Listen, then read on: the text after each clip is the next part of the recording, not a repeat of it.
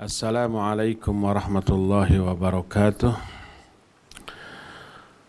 Alhamdulillahilladzi anzala as-sakinata fi qulubil mu'minin liyazdadu imanan ma'a imanihim walillahi junudus samawati wal ard wa kana Allahu aliman hakima.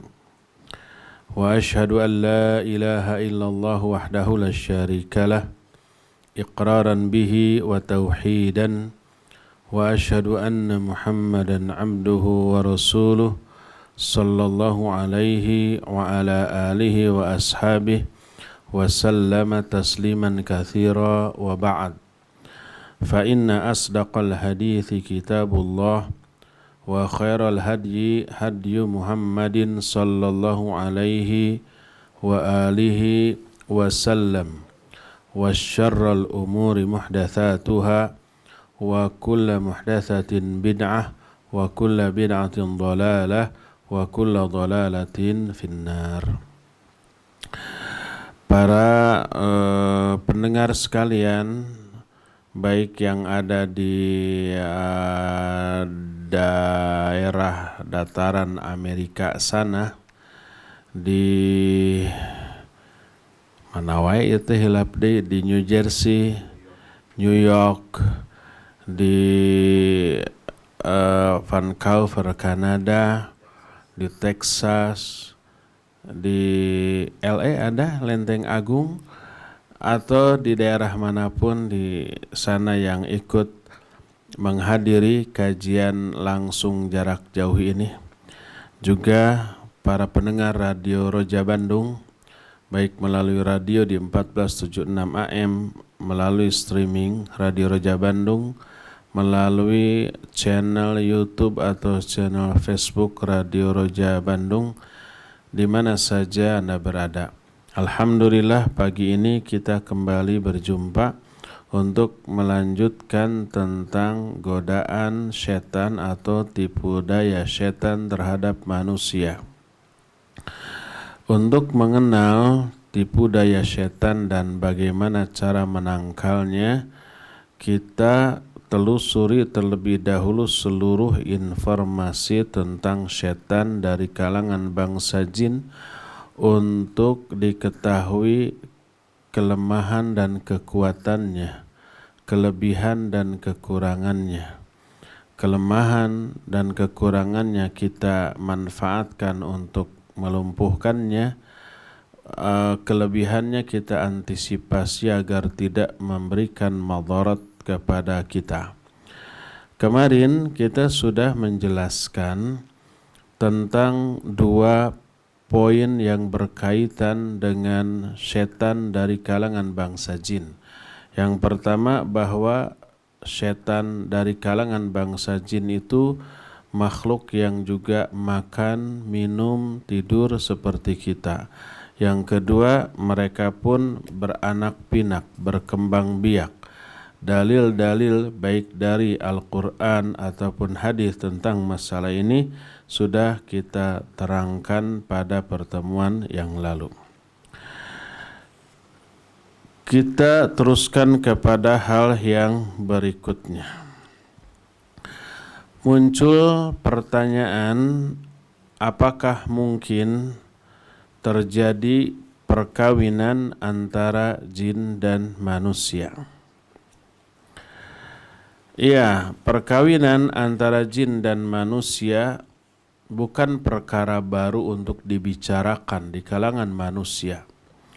Sejak zaman dahulu itu sudah ada pembicaraan di kalangan para ulama.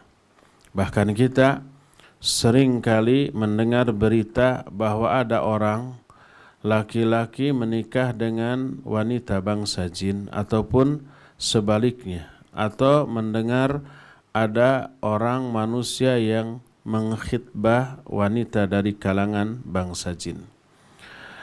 Imam As-Suyuti rahimahullahu ta'ala menukil atau menerangkan beberapa athar dan berita-berita dari kalangan para ulama as-salafus soleh zaman dahulu yang menunjukkan terjadinya pernikahan antara manusia dan jin.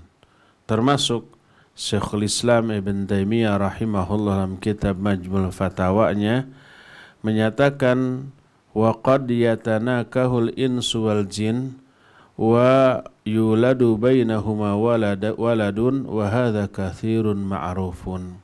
Kadang-kadang terjadi pernikahan antara manusia dan jin dan mereka dikaruniai anak, lahir anak dari hasil perkawinan tersebut, dan ini sesuatu yang banyak terjadi dan ma'ruf.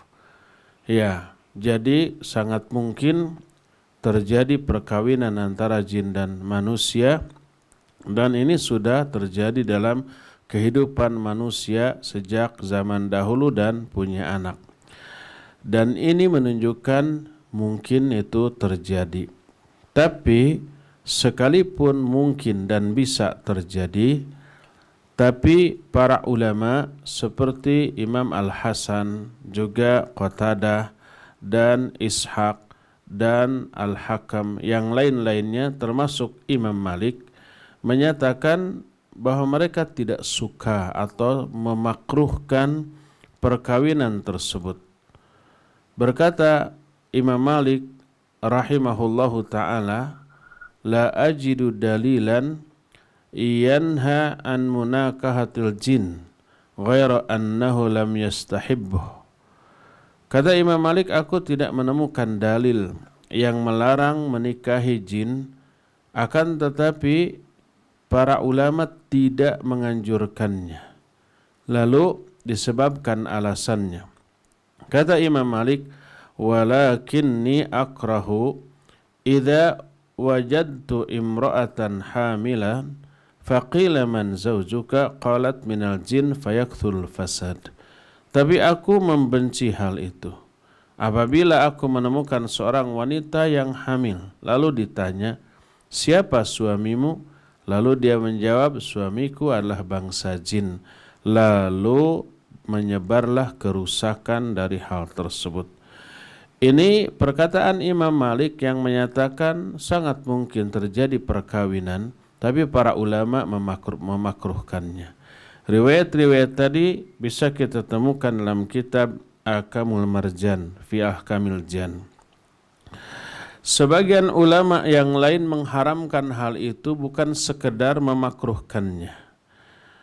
Dan mereka berdalil dengan ayat bahwa Allah Azza wa Jalla telah memberikan pasangan-pasangan kepada manusia dari golongan mereka sendiri. Maksud dari golongan mereka sendiri adalah dari bangsa manusia. Sebagaimana firman Allah dalam Ar-Rum ayat 21, ayat ini seringkali dibaca di dalam khutbah-khutbah nikah.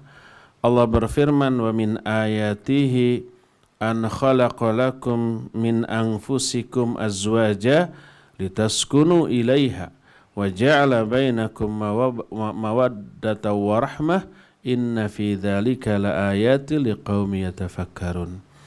Kata Allah, di antara sebagian tanda-tanda kebesaran Allah adalah Dia telah menciptakan bagi kalian pasangan-pasangan dari golongan kalian.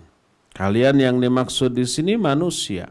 Allah ciptakan pasangannya istri atau suami dari bangsa kalian, maksudnya bangsa manusia. Lalu waja'ala bainakum mawaddatan wa rahmah, lalu Allah menjadikan di antara kalian cinta dan kasih sayang. Ya. Nah, seandainya terjadi perkawinan antara manusia dengan manusia dalam bentuk fisik yang sama, karakter umum yang sama, tabiat yang sama, maka terjadi cinta dan kasih sayang secara sempurna di kalangan mereka.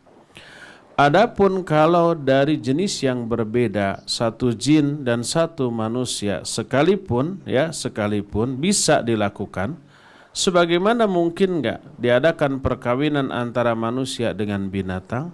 Ya, Sangat mungkin binatang tertentu. Mungkin enggak dilakukan hubungan seksual antara manusia dan binatang? Ya, sangat mungkin itu dan bisa dilakukan. Tapi apakah dibolehkan? Tentu saja tidak boleh. Itu diharamkan. Sampai Nabi SAW pun menyatakan, siapa di antara kalian yang menemukan seseorang yang menyetubuhi binatang, bunuhlah dua-duanya.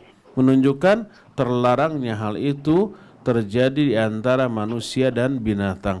Walaupun sangat mungkin terjadi, sangat mungkin bisa dilakukan oleh manusia-manusia yang bejat. Yang kedua, bedanya karakter antara bangsa manusia dengan bangsa lain, termasuk bangsa jin. Sehingga tidak mungkin adanya ta'alluf. Ta'alluf itu menyatunya hati dan perasaan mereka. Tidak ada cinta dan kasih sayang. Karena berbedanya jenis, baik manusia ataupun jin, baik secara fisik ataupun secara psikis. Sehingga hikmah dari adanya pernikahan, wa ja'ala bainakum mawaddatan wa rahmah, Allah menjadikan dari pasangan suami istri itu cinta dan kasih sayang. Ini tidak akan terjadi apabila perkawinan tersebut terjadi antara manusia dengan bangsa lain, bangsa jin, apalagi bangsa binatang. Itu teh kenapa Allah masih bisa dengar? Iya.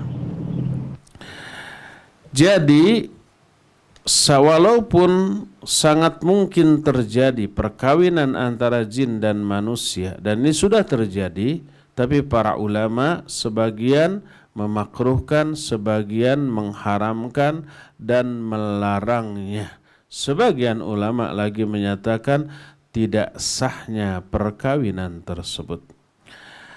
Adapun yang menjadi dalil bahwa sangat mungkin terjadi perkawinan antara manusia dan jin, dan sangat mungkin terjadi hubungan seksual antara manusia dan jin, ini diisyaratkan oleh adanya sebuah ayat tentang bidadari surga yang oleh Allah Azza wa Jalla beberapa sifatnya diterangkan dalam Al-Quran. Di antaranya lam yatmithunna insun qablahum wala jan.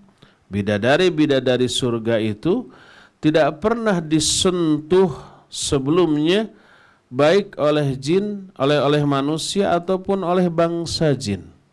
Yang dimaksud disentuh di sini digauli tentu saja, bukan sekedar ditoel gitu tah. Ya, beradabnya Al-Quran, santunnya bahasa Al-Quran tidak vulgar, sehingga mengungkapkan sesuatu yang sifatnya tabu diungkapkan dalam bahasa yang santun. Ya, Allah menyatakan lam yatmithunna insun qablahum wala jan.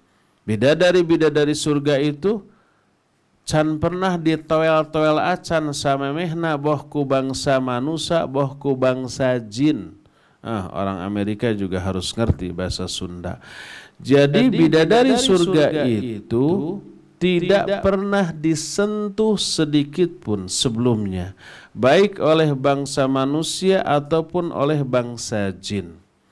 Ayat ini mengisyaratkan bahwa nanti di surga, bidadari surga itu disentuh, digauli oleh para ahli surga, baik dari kalangan bangsa manusia ataupun dari kalangan bangsa jin, yang menunjukkan postur tubuh, anatomi tubuh dari jin dan manusia itu tidak jauh berbeda, dalam arti bisa menggauli wanita yang sama, yang bentuknya tidak jauh berbeda. Dan ini menunjukkan sangat mungkinnya terjadi perkawinan antara manusia dan jin, dan sangat memungkinkan terjadinya hubungan seksual antara manusia dan jin.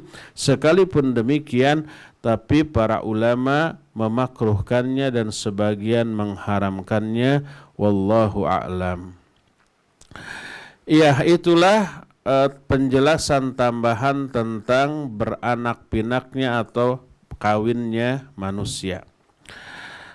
Sekarang kita lanjutkan dengan umur dari bangsa jin. Tidak diragukan lagi bahwa bangsa jin termasuk setan dari kalangan mereka mati. Mereka tidaklah hidup abadi. Karena mereka masuk ke dalam umumnya ayat yang terdapat dalam surah Ar-Rahman 26 sampai 28. Kullu man 'alaiha fan wa yabqa wajhu rabbika dzul jalali wal ikram. Segala yang ada di muka bumi ini akan binasa dan abadilah wajah Allah yang memiliki keagungan dan kemuliaan. Jadi semua makhluk mati, termasuk bangsa setan, bahkan termasuk bangsa malaikat, sebagaimana ditegaskan oleh Allah Azza wa Jalla dalam Al-Qur'anul Karim, wa nufikha fis-sur fasu'iqa man fis samawati wa man fil ard illa man sya'allah. Ditiuplah sangkakala nanti, maka matilah semua makhluk yang ada di langit dan semua makhluk yang ada di bumi. Siapa makhluk yang ada di langit? Bukan Superman, bukan burung. Burung itu masih di bumi, masih di dalam atmosfer bumi. Tapi yang ada di langit maknanya adalah para malaikat. Fasaiqa man fis samawati wa man fil ard. Matilah semua makhluk yang ada di langit dan semua makhluk yang ada di bumi, semuanya mati. Kalau malaikat saja mati pada hari kiamat ketika sangkakala ini ditiup, apalagi bangsa jin. Ya, cuma bedanya bangsa jin mati banyak, terjadi kematian di kalangan mereka jauh sebelum hari kiamat.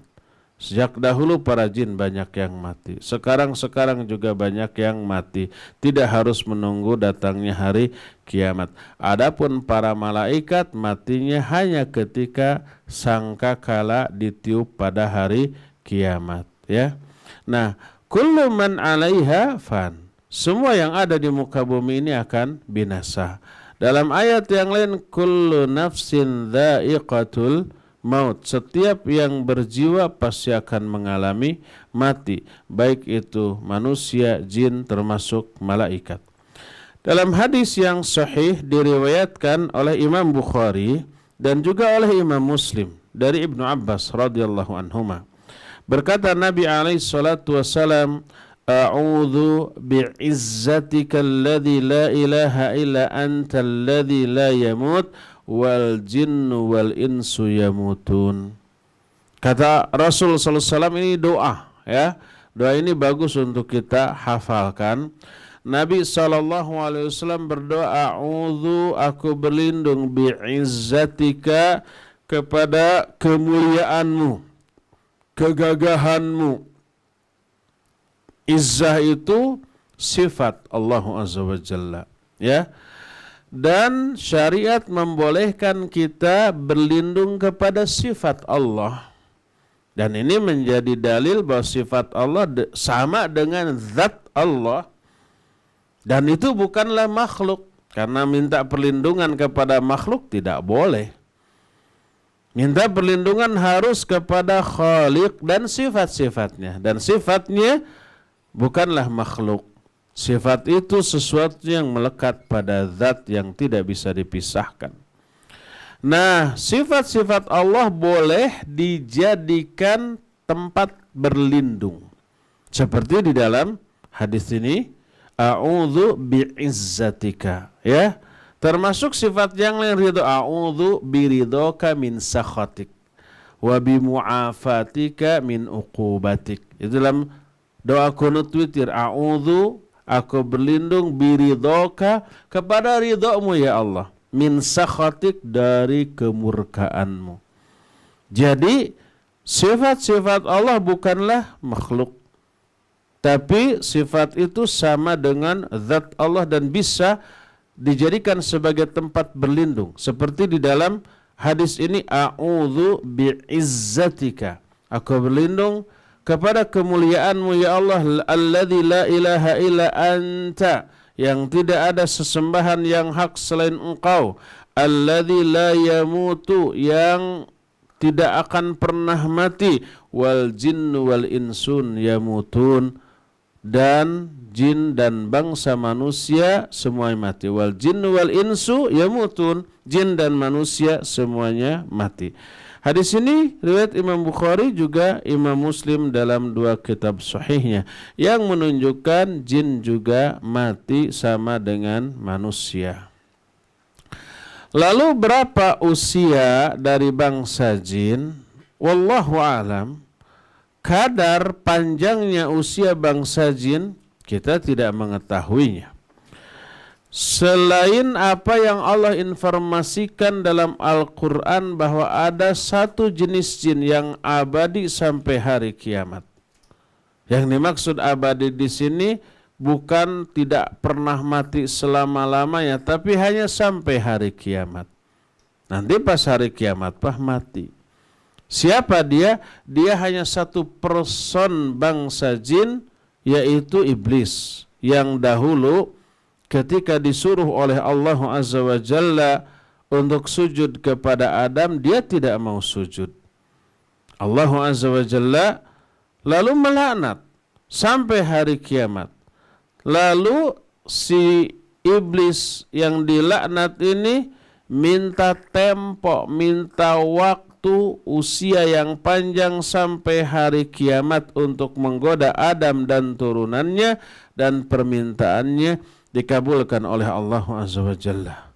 Allah berfirman dalam Al-A'raf ayat 14 dan 15, qala anzirni ila yaumi yub'atsun qala innaka minal munzarin. Berkata iblis, ya Allah, beri aku tempo sampai hari ketika seluruh manusia dibangkitkan, sampai hari kiamat nanti. Beri tempo maknanya jangan engkau matikan aku sampai hari kiamat. Itu permintaan iblis saat itu. Lalu Allah merespon, innaka minal munzarin, engkau hai iblis. Innaka ini, ka ini mufrad. Mufrad itu tunggal, kamu seorang. Bukan innakum minal munzarin, kalian semuanya dengan turunan-turunannya termasuk yang diberi tempo. Enggak. Tapi innaka, kamu seorang. Bukan seorang sebab bukan orang, kamu sejin. Minal munzarin, termasuk yang diberi tempo, diberi tangguh waktu sampai hari kiamat nanti. Makanya iblis itu tidak mati sampai kiamat. Adapun anak-anak turunannya dari kalangan bangsa jin mati, karena iblis dari bangsa jin.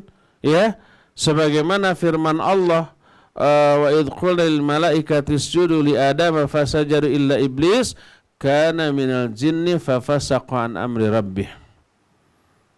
Ingat ketika kami berkata kepada para malaikat, sujudlah kalian semua kepada Adam, maka sujudlah semua malaikat kepada Adam kecuali iblis. Kana minal jinni, dia dari bangsa jin, fafasaqa an amri rabbi, lalu dia durhaka kepada perintah Allah Subhanahu wa taala. Ya. Nah, ini iblis bangsa jin.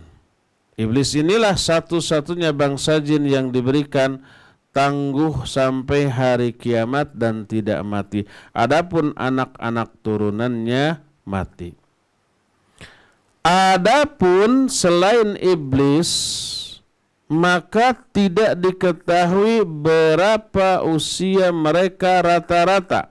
Berkata para ulama ketika menjelaskan masalah ini, amma ghairuhu fala nadri miqdara a'marihim illa annahum atwalu a'maran minal ins. Adapun selain iblis, maka kita tidak tahu kadar umur mereka kecuali yang kita tahu mereka lebih panjang umurnya dibandingkan umumnya manusia. Di antara dalil yang menjelaskan bahwa bangsa jin juga mati adalah Khalid bin Al-Walid radhiyallahu an membunuh setan Uzza. Uzza itu berupa pohon yang dahulu disembah oleh bangsa Arab. Ketika terjadi Futuh Mekah, ya, diutuslah Khalid bin Al-Walid untuk apa? Untuk menebang pohon Uzza tersebut dan membunuh jin yang ada di sana. Lalu oleh Khalid bin Al-Walid ditebang. Setelah itu kemudian lapor kepada Nabi SAW. Kata Nabi, apakah engkau melihat sesuatu? Enggak ya Rasulullah, kalau begitu kamu belum menebangnya. Pergi lagi ke sana. Lalu ketika mau ditebang lagi, keluarlah seorang wanita telanjang. Dari sana lari, dikejar oleh Khalid bin Al-Walid, kemudian dibunuh. Dan setelah itu dilaporkan, kata Nabi SAW, qad qataltaha, kamu kalau begitu sudah membunuh Uzza. Itu adalah bangsa jin, setan wanita yang kata orang Sunda mah ngagegeh dina tatangkalan anu disebut Uzza tea. Jadi ngagegeh teh apa? Yang menghuni pepohonan tersebut dari kalangan bangsa jin yang kemudian dibunuh oleh Khalid bin Al-Walid radhiyallahu an. Demikian juga ya, pernah seorang sahabat membunuh bangsa jin yang berwujud ular. Sebagaimana riwayat tentang masalah itu nanti akan kita terangkan pada waktunya agar tambah seru. Itulah umur bangsa jin. Jadi intinya bangsa jin mati. Bahkan bangsa jin juga bisa pingsan. Bahkan bangsa jin juga mengalami kesakitan, panas seperti yang dialami oleh manusia ketika mengalami sakit. Karena itu pula bangsa jin itu memiliki rasa takut terhadap manusia. Karena manusia bisa menyakiti mereka, bisa membunuh mereka, bisa mengganggu mereka, bisa membuat mereka tidak nyaman tanpa disadari oleh manusia itu sendiri, ya. Oleh karena itulah maka sebenarnya karena kesempatan dan kemampuan manusia untuk menyakiti jin bahkan membunuhnya, membuat mereka tidak nyaman lebih besar dibanding apa yang bisa mereka lakukan kepada manusia, maka mereka lebih takut kepada manusia daripada manusia takut kepada mereka. Seandainya bangsa jin tidak takut kepada manusia, niscaya mereka akan mendatangi perkumpulan manusia yang sedang ngariung di tempat apapun, ya. Biar bubar, datang aja, wah lari semua, niscaya begitu, ya. Tapi karena takutnya mereka, karena resiko yang harus mereka hadapi kalau mereka menjelma di hadapan manusia, maka mereka tidak sembarangan memperlihatkan dirinya kepada manusia. Itulah pembicaraan tentang umur bangsa jin. Sekarang kita bicara tempat-tempat tinggal jin agar kita tahu, ya, tempat berkumpulnya bangsa jin dan tempat nongkrong atau kangkau-kangkaunya mereka. Mungkin bahasa Amerikanya hangout gitu, ya, gugulantungan di luar merenan. Nah, itu jin juga suka gugulantungan di luar. Di mana saja tempat-tempat berkumpulnya jin, tempat tinggal bangsa jin, ya. Jin tinggal di muka bumi yang sama dengan kita. Lingkungan mereka sama dengan lingkungan kita. Habitat mereka sama dengan habitat kita. Mereka suka tempat tinggal, suka berkumpul, suka hangout tadi. Apa yang menjadi tempat favorit mereka? Tempat favorit mereka yang pertama adalah tempat-tempat yang najis dan kotor. seperti WC umpamanya. Seperti kata orang Sunda mah jarian. Jarian teh TPAS. TPAS itu apa? Tempat pembuangan akhir sampah. Baik akhir maupun sementara. Baik TPAS maupun TPSS. Tempat pembuangan sampah sementara kan gitu ya. Pokoknya kotor. Nah, orang Sunda menyebutnya dengan sebutan jarian. Di tempat-tempat sepi yang jauh dari manusia, seperti di kuburan, di lembah-lembah, di hutan-hutan, di gunung-gunung. Sebagaimana penjelasan Syekhul Islam, beliau berkata, ya'wi ila kathiri min hadhil amakin allati hiya ma'was syayatin. Ya. Jadi tempat-tempat yang seperti itulah tempat-tempat yang disukai oleh setan. Oleh karena itu, banyak hadis yang melarang kita sholat di WC. Walaupun WC itu bersih. Umpama di WC-WC di hotel atau di gedung-gedung tertentu yang mungkin karena terawatnya WC tersebut lebih bersih dari kamar tidur kita. Lebih wangi daripada kamar tidur kita. Lebih menyenangkan daripada kamar tidur kita. Tapi kita nggak boleh sholat di dalam WC sebersih apapun. Karena itu tempatnya setan, ya. Kita tidak boleh juga sholat di kuburan. Salah satunya itulah tempat berkumpulnya setan, selain ada sebab-sebab lain, yaitu menjadi wasilah atau perantara lahirnya perbuatan-perbuatan syirik. Termasuk di mana ada tempat manusia berkumpul yang bisa membuat mereka lalai dari godaan setan, setan pun ikut meramaikan keramaian tersebut di tempat itu, seperti pasar-pasar. Oleh karena itu berkata Salman radhiyallahu an, Salman Al-Farisi kepada sahabat-sahabatnya, kepada murid-muridnya, la takunanna in istata'ta awwala ma yadkhulu suq wala akhira ma yakhruju minha fa innaha ma'rakatus syayatin wa biha yansabu rayatahu.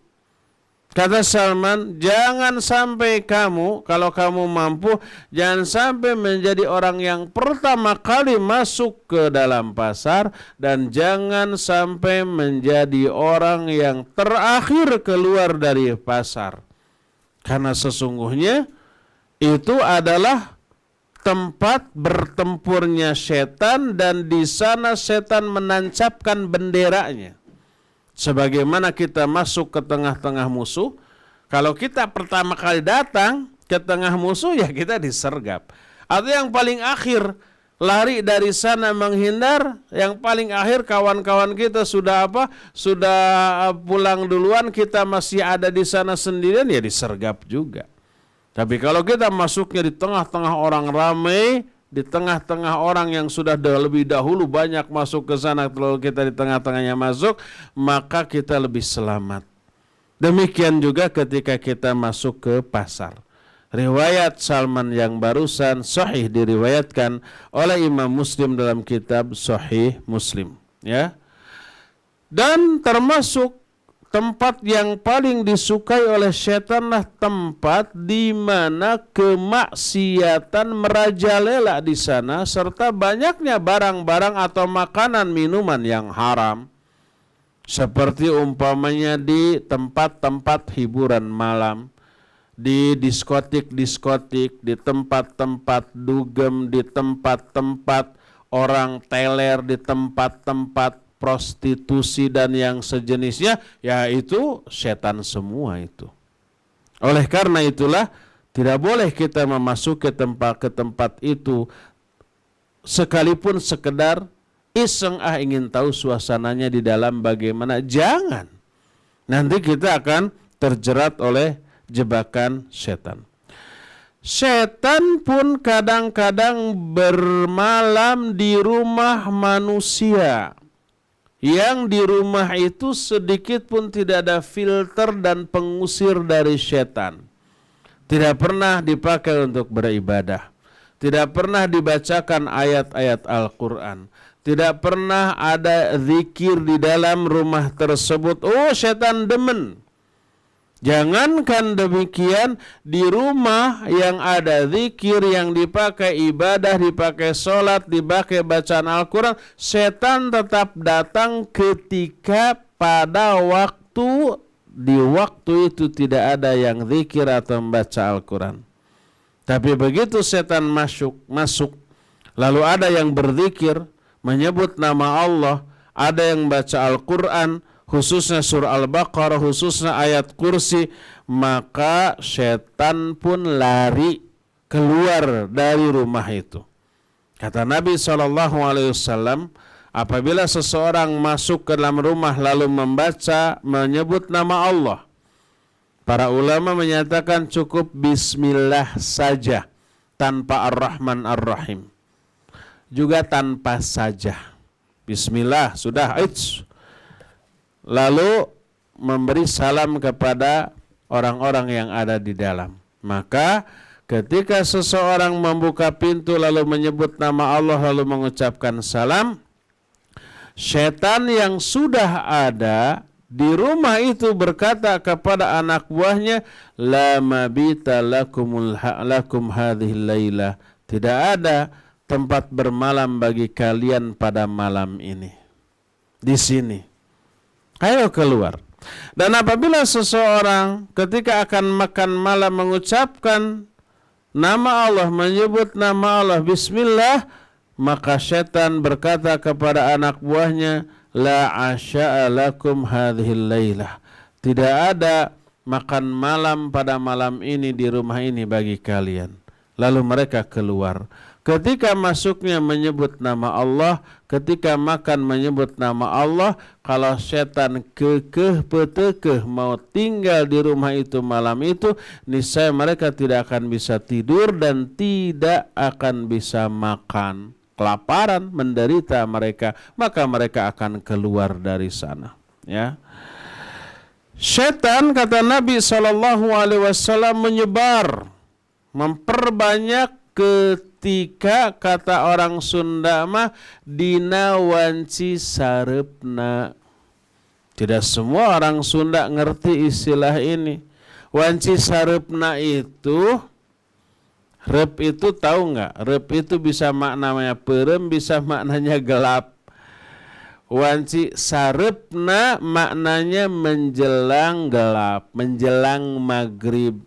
Jadi kalau maghrib umpamanya jam 6 di Indonesia mahnya, di sana mah, di Amerika mah ya nggak akan beda lah, mungkin jam 6 jam 7-an mah meureun. Nah, setengah 6 itu wanci sarepna. Menjelang maghrib maka setan-setan menyebar ke semua arah. Maka pada waktu itu Nabi SAW memerintahkan kita untuk menutup pintu, menutup jendela, dan menyebut nama Allah ketika menutupnya. Perintahkan tuh kepada siapapun yang kita suruh untuk menutup jendela, menutup pintu, agar tutup jendela pintu menjelang maghrib. Dan sebut nama Allah, bismillah, kemudian kunci, bismillah, kunci, niscaya setan tidak akan bisa menembusnya. Niscaya setan tidak akan mampu masuk ke dalam rumah yang ketika menutupnya disebut nama Allah Azza wa Jalla. Ya, perintahkan dua, tutup itu jendela dan pintu sebelum maghrib. Yang kedua, sebut nama Allah ketika akan menutupnya dan menguncinya. Juga Nabi SAW memerintahkan kita untuk menjaga, menahan anak-anak pada masa tersebut agar tidak keluar rumah. Hadis tersebut muttafaqun alaih, dan ini merupakan keunggulan kita dan kelemahan setan yang tidak disadari oleh manusia.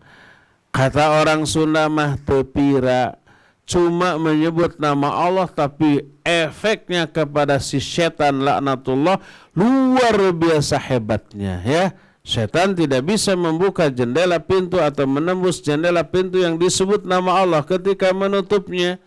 Demikian juga kata Nabi SAW, tutup makanan minumanmu, ya, jangan dibiarkan terbuka. Mungkin salah satunya nanti dimakan atau dijilat oleh setan, ya, disentuh oleh setan. Tutup dan sebut nama Allah ketika menutupnya, ya. Kucing mungkin bisa membuka tutup itu, setan nggak bisa. Orang bisa membuka tapi setan nggak bisa. Nggak bisa menyentuh dan mendekati makanan yang disebut nama Allah ketika menutupnya. Pakai tudung saji gitu, tutup bismillah, ya. Demikian juga sayur di panci, bismillah. Semuanya sebut nama Allah Azza wa Jalla, maka setan tidak akan bisa menyentuhnya apalagi memakannya, ya. Nah, setan pun lari terkencing-kencing ketika mendengarkan azan dan qamat. Mereka pun dibelenggu pada saat Ramadan, dan setan menyukai tempat-tempat duduk di mana di tempat itu merupakan pertemuan antara gelap dan terang. Maksud gelap dan terang kalau umpamanya ada bayangan bangunan, rumah yang seperti itu, ya. Ketika ada cahaya baik lampu, bulan ataupun matahari. Nah, garis bayangan itu antara perbatasan antara gelap dan terang adalah tempat yang disukai setan untuk hangout tadi, untuk nongkrong-nongkrong di sana. Kalau manusia kan biasa nongkrong itu di pinggir-pinggir jalan, ya, di pos-pos ronda gitu, ya. Nah, di tempat-tempat yang dirasa nyaman untuk berkumpul. Kalau setan enggak. Setan itu akan duduk-duduk di perbatasan antara gelap dan terang. Makanya Nabi SAW dalam hadis yang sahih diriwayatkan oleh Ashabus Sunan dan yang lain-lainnya melarang kita duduk-duduk di sana. Jangan sampai duduk-duduk di tempat yang merupakan perbatasan antara gelap dan terang. Nanti setan yang ingin berada di tempat itu merasa terganggu dengan keberadaan kita di sana, lalu mereka melakukan perbuatan jahat kepada kita karena hal tersebut. Ya, itulah beberapa tempat yang disukai oleh setan laknatullahi alaih dari kalangan bangsa jin. Saya mau tanya dulu, sampai jam berapa break pertama ini?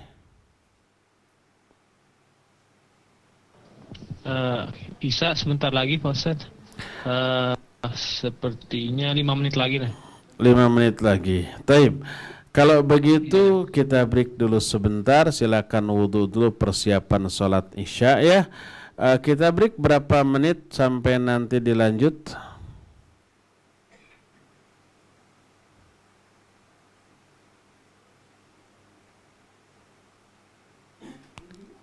Halo? Masih connect?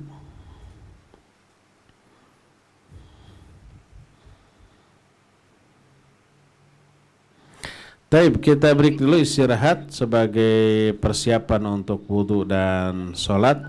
Nanti ketika akan dimulai untuk sesi kedua, silakan di WA, ya, atau Pak Ustadz, tapi azannya 5 menit lagi, cuman sholat isanya sekitar 15 menit lagi sih. Oh, kita lanjut dulu. Oke, ya, lanjut aja. Ya, 15 menit lagi. Boleh, ya. lanjut aja Pak. Ya. Itulah penjelasan tentang tempat-tempat setan, ya. Bagaimana cara mengantisipasi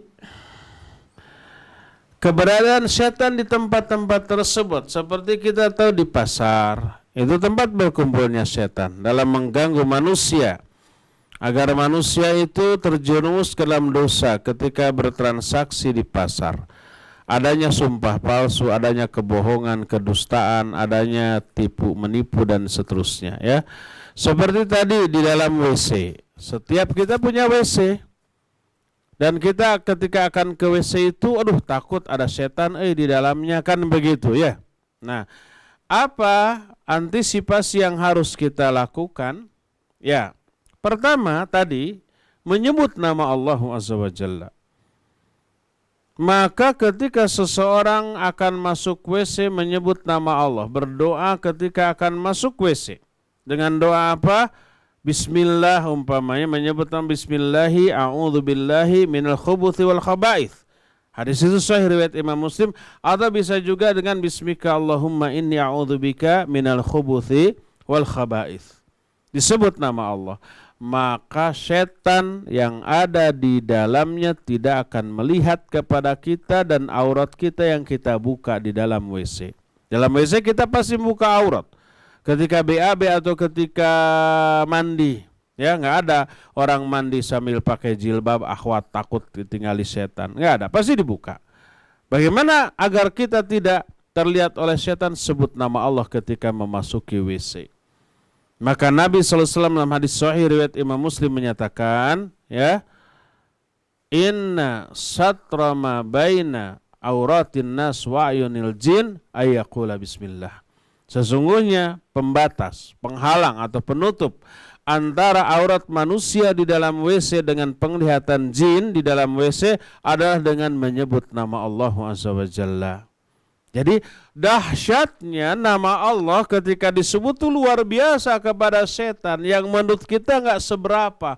Karena nggak seberapa kita lalai, kita sering tidak menyebut nama Allah dalam melakukan aktivitas apapun. Padahal semua perkataan, semua pekerjaan yang bagus, yang baik, yang berguna, tapi tidak disebut nama Allah ketika memulainya, itu terputus dari barokah Allah karena setan terlibat di sana. Ketika akan makan kita bismillah, setan nggak bisa ikut makan. Ketika kita masuk rumah kita menyebut bismillah, setan yang ada di rumah itu pergi. Ketika kita menutup jendela atau pintu dan menyebut nama Allah, setan nggak bisa masuk. Ketika kita menutup tempat-tempat makanan lalu menyebut nama Allah, setan juga nggak bisa untuk membukanya, untuk menyentuhnya. Dan ketika umpamanya kita mau menyembelih binatang, ya, lalu langsung disembelih tanpa menyebut nama Allah, haram, itu sesembelihan. Tapi ketika nama Allah disebut menjadi halal lah makanan sesembelihan tersebut dan seterusnya. Dan ketika di WC seseorang menyebut nama Allah ketika akan masuk WC, aurat yang terbuka saat itu tertutup dari pandangan mata setan. Jadi itu antisipasinya, ya. Dan nanti antisipasi yang lainnya akan kita terangkan pada bab-bab yang berikutnya yang kita bahas kasus per kasus secara spesifik untuk menghadapi dan menyelamatkan diri dari godaan setan. Itulah tempat-tempat tinggal setan. Yang berikutnya, setan pun di kalangan bangsa jin ada binatang-binatang. Dan setan pun punya kendaraan tunggangan. Tapi binatang bangsa jin ya sama dengan bangsa jin, ya tidak kita lihat, tapi mereka melihat kita. Binatang tunggangannya juga ya dari bangsa mereka juga yang satu jenis dengan mereka. Mereka lihat kita, tapi kita nggak bisa melihat mereka. Sebagaimana dijelaskan dalam beberapa hadis, di antaranya hadis yang diterima dari Abdullah bin Mas'ud dalam Sahih Muslim, annal jinna sa'alur Rasul sallallahu alaihi wa alihi wasallam az-zad faqala lakum kullu 'admin dzukira smullahi alaihi yaqa'u fi aydikum aw farama yakunu lahma wa kullu ba'rati ilfin lidawabikum.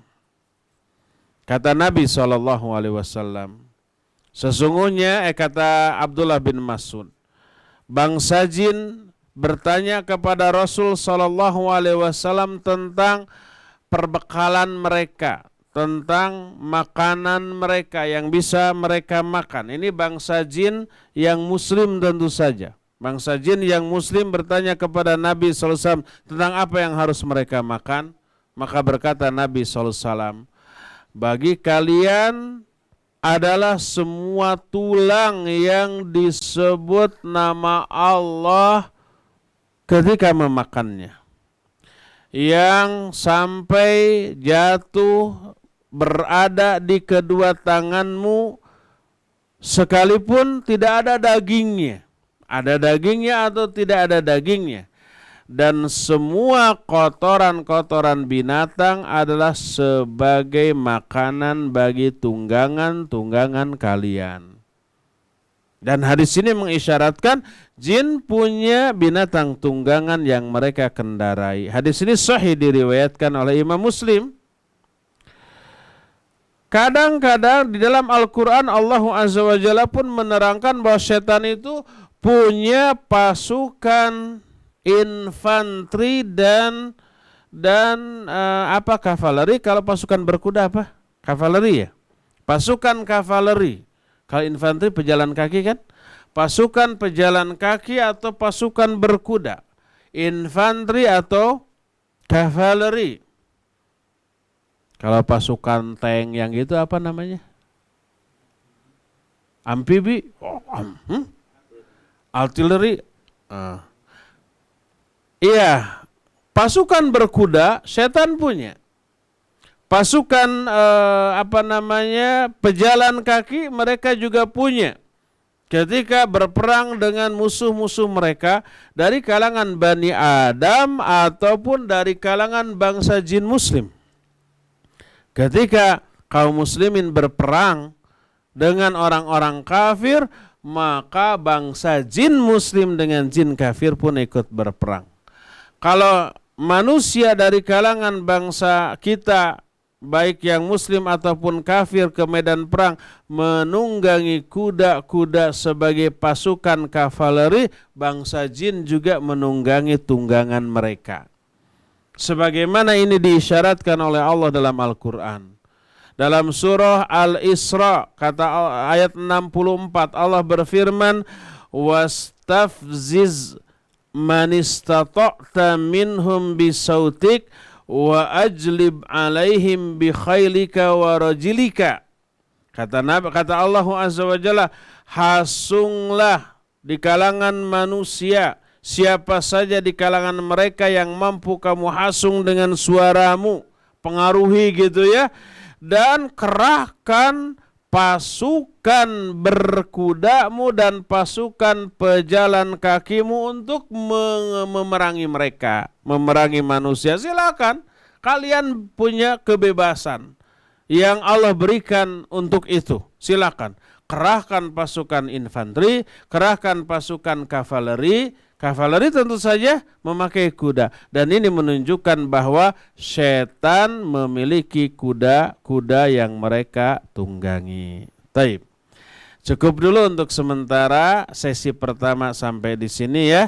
Silakan sholat dulu, semoga Allah menganugerahkan hidayah kekhusyuan kepada ikhwan akhwat di sana ketika sholat, dan semoga sholatnya mabruroh dan makbuloh ya. Nanti kita akan break dulu sekitar berapa menit, setengah jam, ya, 20 sampai 30 menit. Nanti kita akan mulai di sini sekitar jam 8-an lagi ya, jam 8 25 menit setelah sekarang kita akan mulai lagi. Subhanakallahum bihamdik asyhadu an la ilaha illa anta astaghfiruka wa atubu ilaik walhamdulillahirabbil alamin. Wassalamualaikum warahmatullahi wabarakatuh. Waalaikumsalam warahmatullahi wabarakatuh.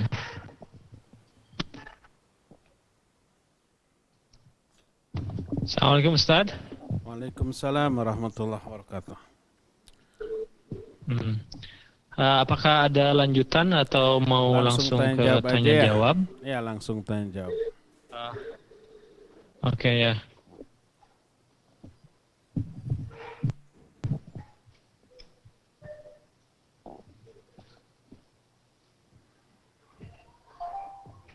Yang lain gimana ya? Ada sini nggak jelas? Sebentar ya Pak Ustadz. Ya, silakan.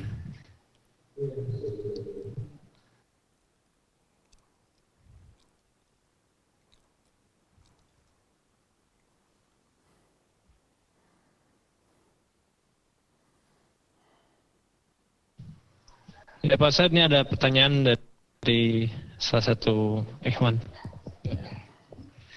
Ustadz, Assalamualaikum Ustaz. Waalaikumsalam warahmatullahi. Silakan. Ya, nama saya Sony Ustaz. Saya mau tanya ini Ustaz, kalau keseringan kita kan kalau ada peristiwa yang orang lagi kemasukan jin gitu ya, kesurupan gitulah orang-orang Indonesia bilang. Itu saya pernah dengar apa kita di ruqyah misalkan ya anaknya yang kemasukan jin gitu, ayahnya yang ruqyah gitu dengan bacaan Al-Kursi, surat An-Nas, surat Al-Falaq. Tapi kadang-kadang ada yang bilang katanya itu apa namanya, tergantung dari iman seseorang atau kadar ilmu seseorang untuk bisa mengeluarkan jinnya itu gitu Ustaz.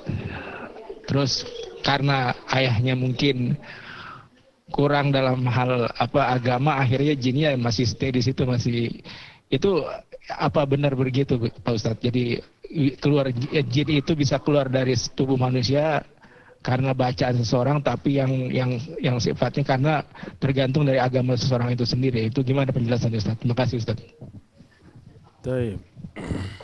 Bismillah, alhamdulillah, wassalatu wassalamu ala rasulillah wa ba'd. Ya Kang Sony, barakallahu fiik. Memang benar ruqyah yang dilakukan oleh seseorang mati atau tidaknya, naon mati tanya, manjur atau tidaknya juga sangat dipengaruhi oleh raqi. Raqi itu orang yang meruqyahnya. Dan ini ditegaskan juga oleh para ulama. Di antaranya Syekhul Islam Ibn Taimiyah rahimahullahu ta'ala, bahwa bacaan ruqyah yang dibaca oleh seseorang ibarat pedang yang dimainkan oleh seseorang. Kalau orang yang memegang pedang tersebut orang yang memang ahli dalam bermain pedang, maka tentu saja keampuhan pedang itu luar biasa dahsyatnya. Baru dimain-mainkan aja musuh ini sudah gentar, sudah takut. Apalagi kalau pedangnya sudah disabetkan, dibacokkan, ditusukkan, ada banyak jurus, ada banyak gerak tipu, ada banyak teknik gitu ya. Itu lebih ampuh. Baru memegang pedangnya saja sudah kabur musuh. Tapi kalau pedang tersebut dipegang oleh orang yang baru pertama kali memegang pedang, cara memegangnya saja sudah membuat musuh tertawa, dia tidak akan begitu berbahaya. Itulah gambaran dari ruqyah. Oleh karena itu, kalau orang yang meruqyahnya, pertama orang yang berilmu, kedua orang yang kadar imannya sangat tinggi. Perpaduan antara ilmu dan iman menghasilkan efek ruqyah yang luar biasa. Ketika meruqyahnya dia ikhlas karena Allah Azza wa Jalla. Kedua, ketika meruqyahnya dia dibarengi dengan keyakinan yang kuat kepada Allah, tawakal disertai ikhtiar syar'i. Yang ketiga, ketika meruqyahnya dia disertai dengan penghayatan terhadap isi makna yang terkandung di dalam ayat-ayat ruqyah tersebut. Maka itu luar biasa pengaruhnya. Adapun orang yang ketika meruqyahnya ada riya, minggir semua, ini makanan saya sehari-hari, lihat umpamanya, ada ujub, ada takabur, ada riya, ya. Kedua, ketika melafadzkannya mungkin salah, tajwid makhrajnya bahkan panjang pendeknya sehingga merubah arti. Yang ketiga, kosong dari kekhusyuan, dia nggak faham terhadap ayat yang dia baca. Dia hanya tahu itu ayat ruqyah, tapi apa maknanya dia nggak tahu. Maka pengaruhnya akan sangat kecil. Sehingga dari pengalaman yang pernah terjadi dalam kehidupan manusia, Seringkali ada orang yang kesurupan lalu diruqyah, si setannya bukannya takut malah tertawa atau bahkan mengikuti bacaan tersebut. Bukan karena ruqyahnya yang tidak ampuh, tapi orang yang meruqyahnya yang kurang berkualitas. Ini pernah terjadi pertama di zaman Imam Ahmad. Ada orang kesurupan, diruqyah oleh banyak orang, maka tidak ada yang mampu mengeluarkan jin itu dari tubuh orang tersebut. Lalu laporlah ke Imam Ahmad. Kata Imam Ahmad, bawa sendal saya, pukulkan aja ke badannya. Dibawa sendalnya, dipakai, baru mendengar suara langkah terumpah Imam Ahmad, jin itu kabur. Takut, ya, disangkanya Imam Ahmad yang datang. Padahal cuma terumpahnya aja. Setelah Imam Ahmad wafat, jin itu kembali menyurup kepada seseorang. Diruqyah nggak bisa. Lalu orang-orang bilang dulu takut kepada sendal Imam Ahmad. Coba ambil lagi. Diambil lagi dan dipakai, tapi si setan malah tertawa. Memangnya saya takut kepada sendalnya? Bukan. Saya takut kepada Imam Ahmad. Seandainya Imam Ahmad dahulu menyuruh saya pergi dari negeri ini, niscaya saya akan pergi, karena saya disuruh taat oleh Allah kepada orang yang taat kepadanya. Jadi orang belum diruqyah oleh Imam Ahmad, belum disamperin, si jin itu sudah takut hanya karena mendengar suara langkah sendalnya saja. Imam Ibnu Qayyim Al-Jauziyah rahimahullah menceritakan tentang seseorang yang kesurupan. Diruqyah termasuk oleh Imam Ibnu Qayyim, tapi tidak keluar. Akhirnya dibawalah ke hadapan gurunya, yaitu Syekhul Islam Ibn Taimiyah.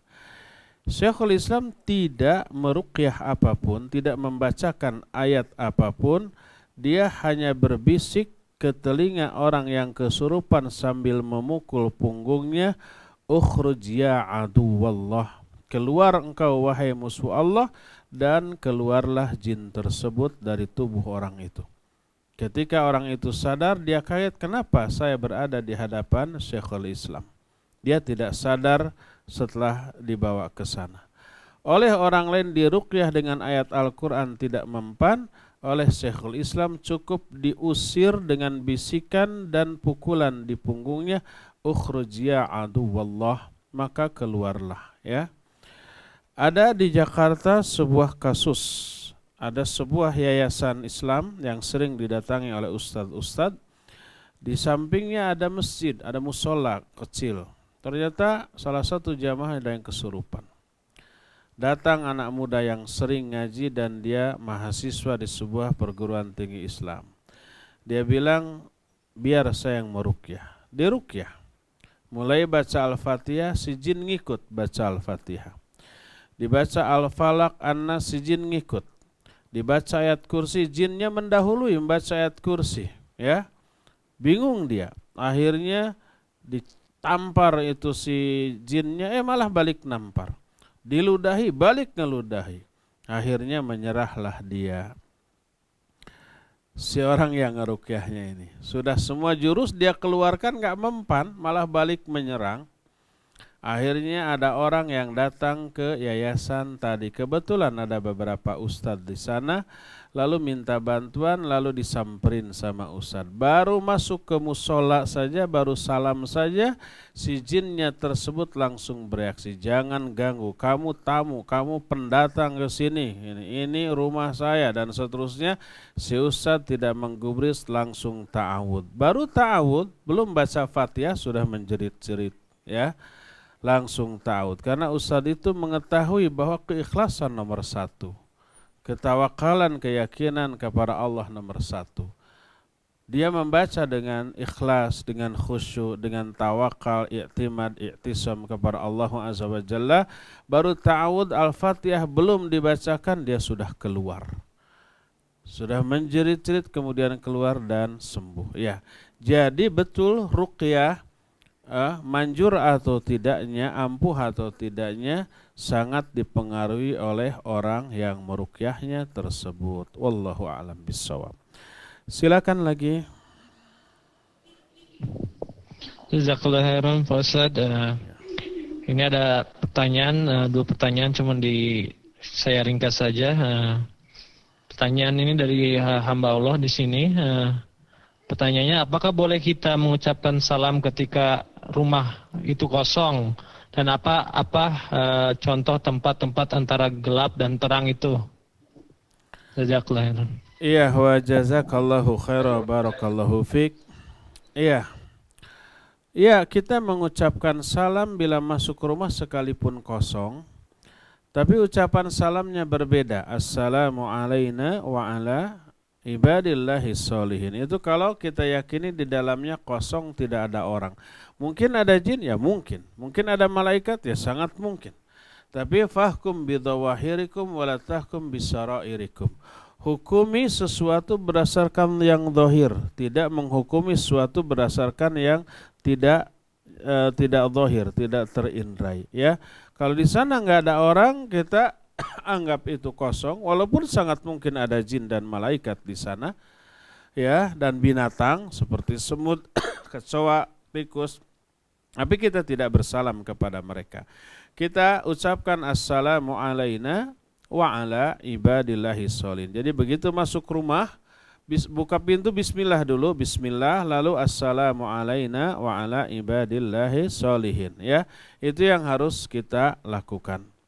Kalau rumah tersebut rumah yang baru saja kita masuki, mungkin kita baru pindah, mungkin kita baru ngontrak, mungkin kita baru beli, mungkin kita umpamanya masuk ke hotel, ke penginapan, ya, kosong, diberi kuncinya, kita buka, maka baca a'udzu bikalimatillahi tammati min syarri ma khalaq.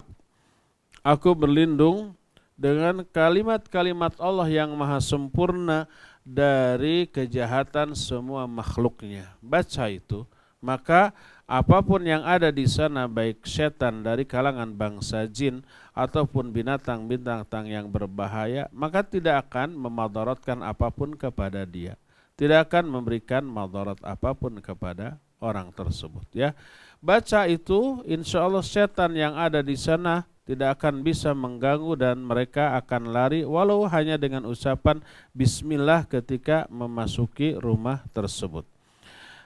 Ini yang pertama. Kedua teh apa tadi ya? Ada dua pertanyaan.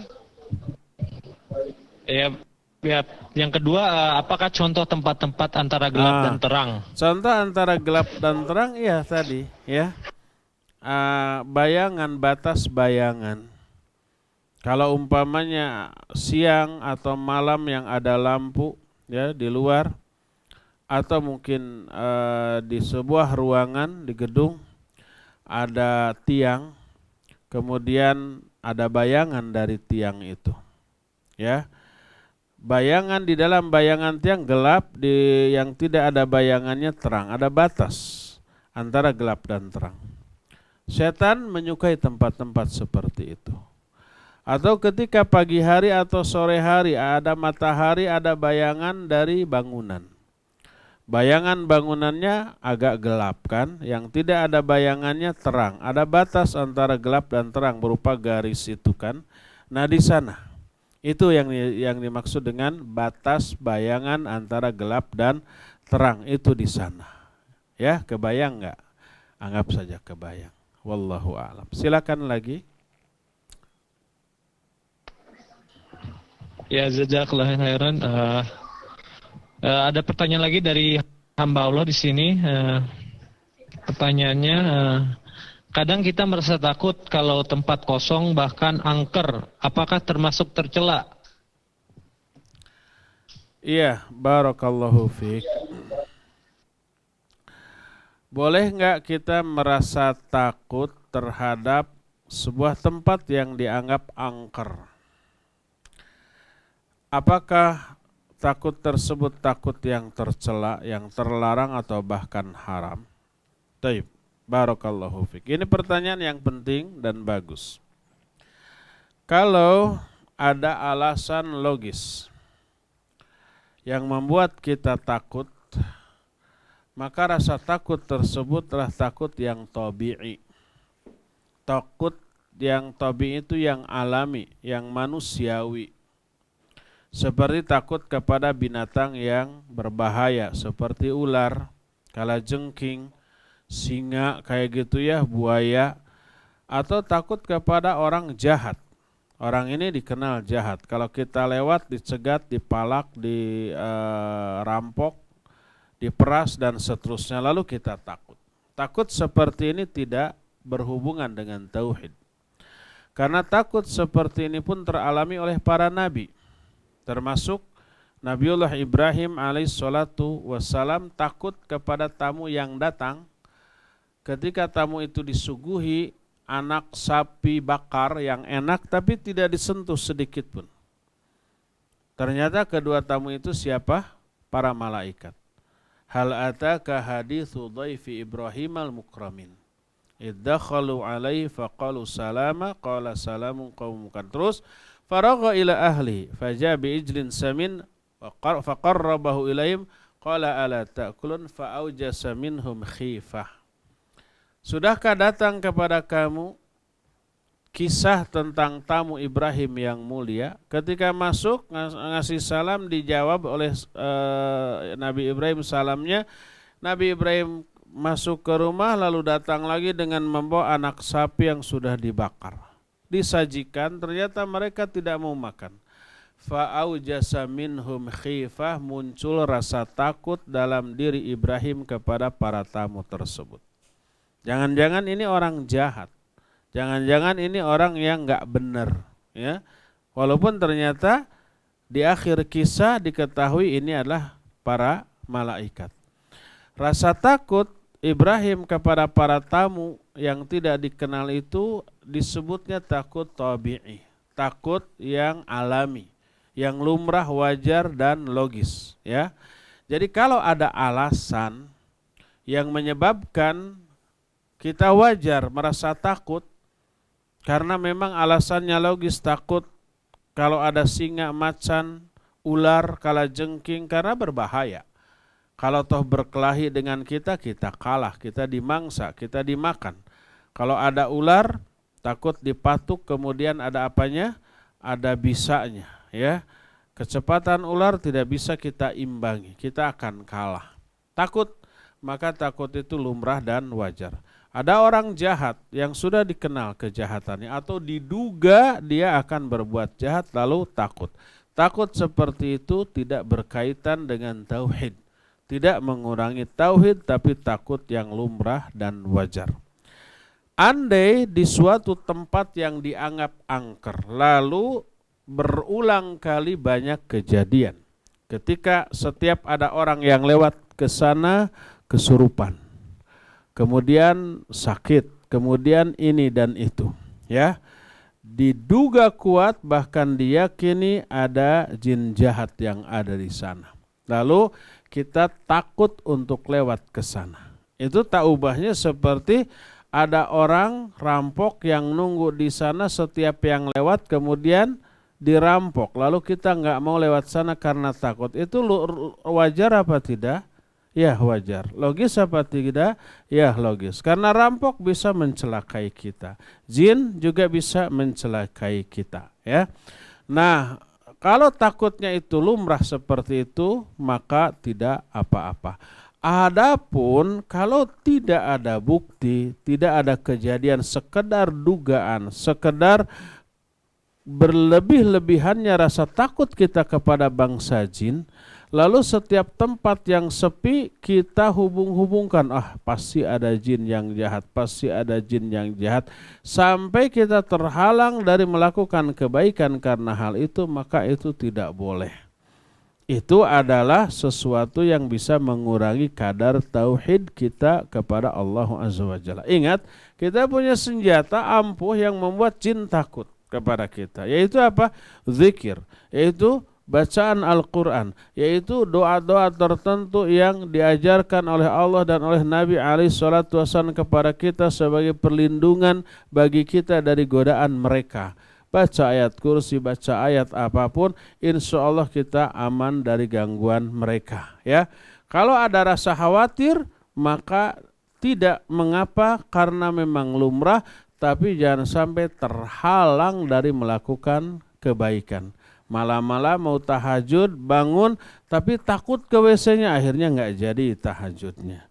Mau kencing, takut ke WC-nya ada setan di sana, nggak jadi kencing di WC, lebih baik di kasur. Maka itu tidak boleh yang seperti itu ya. Wallahu a'lam bishawab. Silakan lagi. Jazakallah khairan jawabannya. Sepertinya ini yang terakhir ini dari saya sendiri. Saya pertanyaannya, bila kalangan jin sama manusia menikah dan mempunyai anak, apa nasib dari anak itu gimana? Ciri-cirinya apakah akan diterima bila dia masuk Islam gitu? Iya.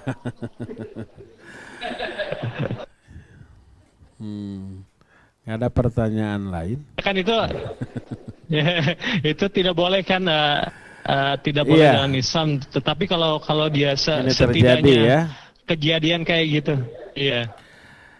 Iya, wallahu a'lam bishawab. Terus terang saya sendiri belum pernah menyaksikan ada orang yang kawin dengan jin sampai punya anak. Anaknya apakah jin ataukah manusia? Ya, wallahu a'lam bishawab. Cuma ini tergantung siapa istrinya, siapa suaminya. Di zaman Imam Malik diisyaratkan seorang wanita hamil oleh bangsa jin. Siapa ayahnya? Bangsa jin. Maka karena yang mengandungnya adalah manusia, ya, dan anak yang dikandungnya berada dalam tubuh manusia, maka bentuk fisiknya akan berwujud manusia. Wallahu alam karakternya dan perkara-perkara yang lainnya. Sebab nanti kita akan membahas beberapa kesaktian jin, beberapa kemampuan yang Allah berikan kepada bangsa jin yang tidak dimiliki oleh manusia. Sehingga apabila ada jin yang menikah dengan manusia, lalu hamil, lalu melahirkan anaknya, kalau yang mengandungnya adalah manusia, istrinya manusia, fisiknya anaknya tersebut manusia, wallahu alam tentang karakter dan kesaktiannya, apakah menurun ke bapaknya ataukah tidak. Apakah nanti anaknya bisa menghilang kayak jin atau tidak, wallahu alam. Belum ada kasus dan para ulama juga tidak menjelaskan tentang bagaimana anak yang kelak lahir dari pernikahan antara jin dengan manusia tersebut. Adapun kalau yang wanitanya yang jin, kemudian dia mengandung, maka yang dikandungnya berwujud seperti bangsa jin juga, karena dia diproses di dalam rahim kalangan bangsa jin. Adapun karakter wallahu alam, yang jelas pertama dalam kehidupan sehari-hari saya belum pernah menemukan orang yang seperti itu. Kalau mendengar orang yang ngaku nikah dengan jin ya ada satu dua kita dengar, tapi belum pernah melihat realitanya, dan tidak ada penjelasan dari para ulama terdahulu tentang bagaimana keadaan si anak hasil perkawinan antara manusia dan jin ini. Wallahu a'lam bishawab ya. Tapi cukup sampai di sini saja ya untuk sementara ini. Insyaallah kita akan lanjut sebulan yang akan datang. Mohon maaf atas segala kekurangannya dan semoga Allah Azza wa Jalla melimpahkan, menganugerahkan sikap istiqamah kepada kita semua di atas Islam dan sunnah. Wa sallallahu ala nabiyyina Muhammadin wa ala alihi wa ashabihi wasallam. Subhanakallahumma bihamdik asyhadu an la ilaha illa anta astaghfiruka wa atubu ilaik. Walhamdulillahi rabbil alamin. Wassalamu alaikum warahmatullahi wabarakatuh.